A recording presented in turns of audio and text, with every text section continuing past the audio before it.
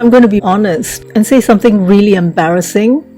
I've never said it to anyone before. One day I realized that nobody loved me.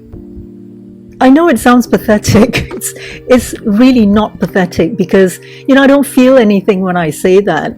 I say it with a matter of fact kind of way, like, oh, the drain needs cleaning. Best to get on with it. So I thought, I really have to figure a way to love myself.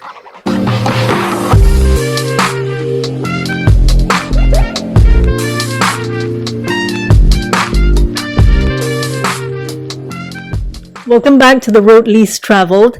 If you're new here, my name is Suli, and I make videos about self-awareness, spiritual awakening, and basically the journey of the soul. So welcome to my channel. What I really want to talk about today is the misunderstanding of what the root of all evil is. The root of all evil obviously is not money. The root of all evil is not even greed.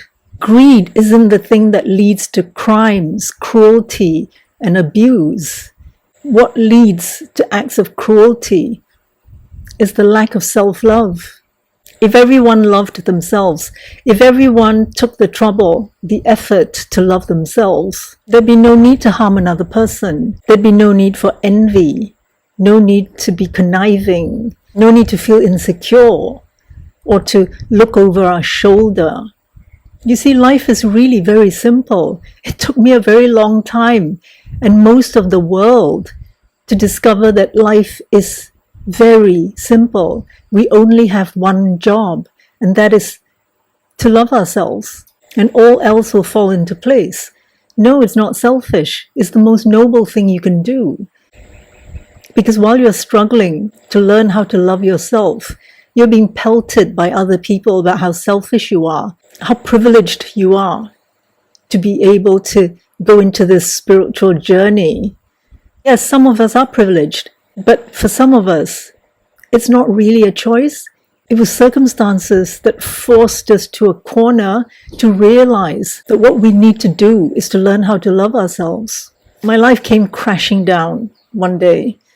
Not in one day, but within a month. My whole life crashed. And I just wasn't in control of anything but my immediate circumstances, And as I was just lying there, desperately seeking an answer, desperately being desperate, I noticed that my dog was looking at me with such lovely, big, brown eyes. And it jolted me awake, and I made a promise to her. I said, I'll always take care of you. I'll always be there for you. I can do it. At that point, I really didn't believe I could do it. I'm sure a lot of you can relate to what I'm saying, because when you're at that point of desperation where you don't even want to live anymore, saying something like, I can do it, is like a fantasy. But because she was looking at me with those big brown eyes, so lovingly, so full of concern, that I just made a promise there and then that I'd be there for them. And to be there for them, I had to take care of myself. So all the things that I was doing before, I didn't even realize that it was out of need to be loved. I traveled all over the world searching, and I didn't even know what I was searching for. I was an overachiever. I didn't even know why I was doing it. Jumping through hoop after hoop after hoop. As the bar was raised, as goalposts were changed.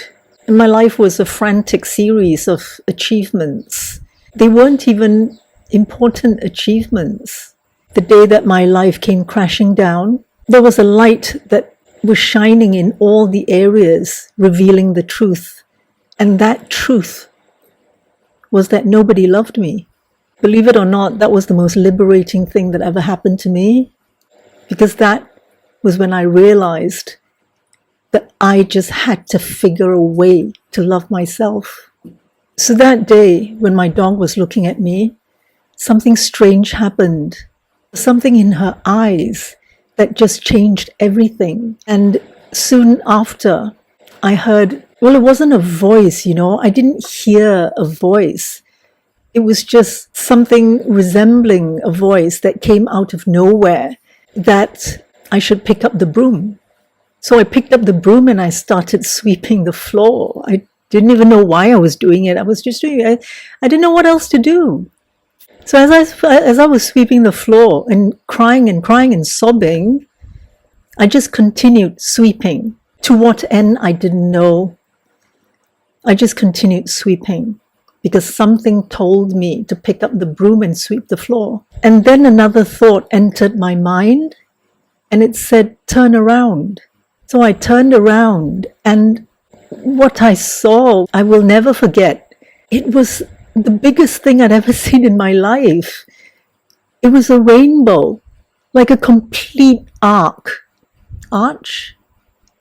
Anyway, either way, it was a complete arc from one end of the horizon to the other, unbroken, so vivid, so clear, and so big. It was really phenomenal. I'd never seen anything like it. And it wasn't even raining.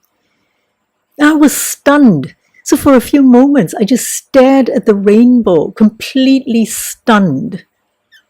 After that day, things began to change for me. It wasn't an overnight change. It's been a long process. But at least from that day onwards, I could see progressive change. And I didn't tell anyone because most people will say it's just a coincidence. There is no coincidence. If you dare to look into things, if you have the courage to really, really look deep into things, there is no such thing as coincidence, because they are all opportunities for you to heal, for you to get better, or for whatever that you want to achieve. They are all opportunities.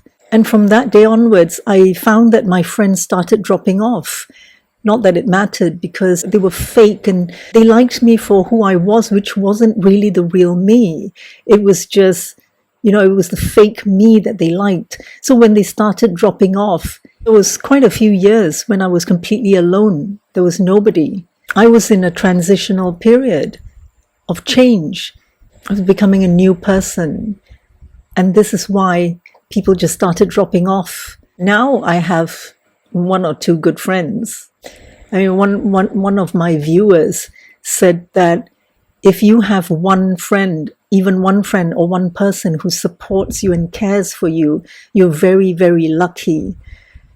I don't think it's so much luck as it is the courage to persevere on this journey, to be brave enough to find out who you are, and to be patient, because once you arrive at who you are, people come to you. They are the people who align with you, with your values.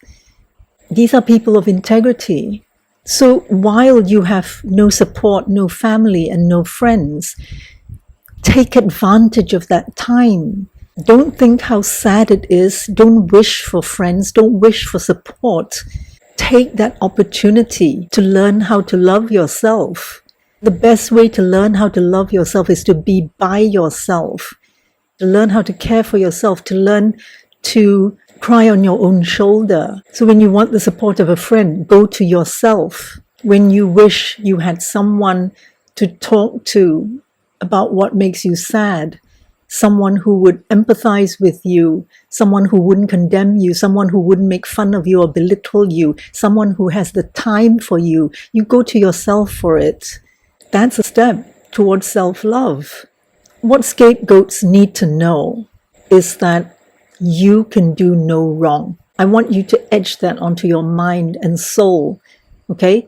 For years, you thought you could do no right. I want you to know that the truth is that as a scapegoat, you can do no wrong. And that's a fact, because everything you do comes from here. It comes from your heart. It comes from a place of integrity. You have the conscience, don't you? You have too much conscience. So I want you to know this one thing. You can do no wrong. Not long ago, my cousin told me never doubt yourself. Even at that point, I didn't know what she meant. Well, I mean, what do you mean never doubt yourself? Of course I doubt myself. I'm constantly questioning myself, my integrity, my motivation.